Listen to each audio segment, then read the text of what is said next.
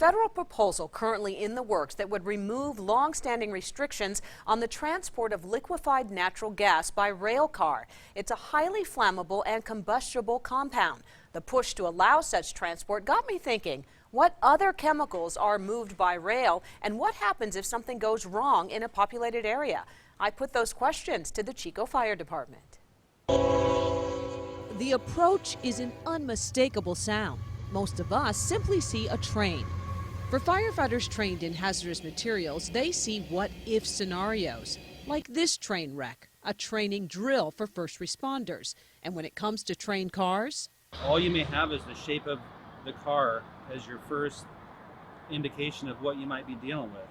Then you're looking at the hazard placards that are on the train to figure out what it is, if it's a flammable or a corrosive. Chico Fire Division Chief Wes Matroka spent 15 years as part of the Butte County Interagency Hazmat team. I asked him, how dangerous is liquefied natural gas? Your biggest hazard is fire.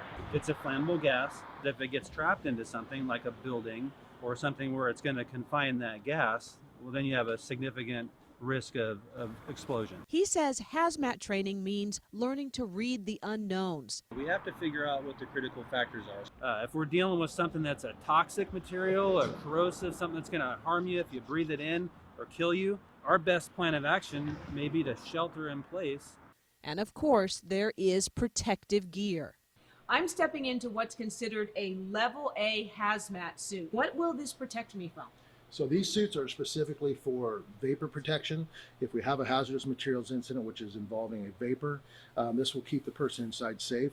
Mobile apps allow teams to look up chemicals, punch in the locale, and things like wind speed, temperatures. It calculates response radius and how much time crews have to keep people safe. There's not a one-size-fits-all for hazmat. There's a lot of materials that we have to be prepared for.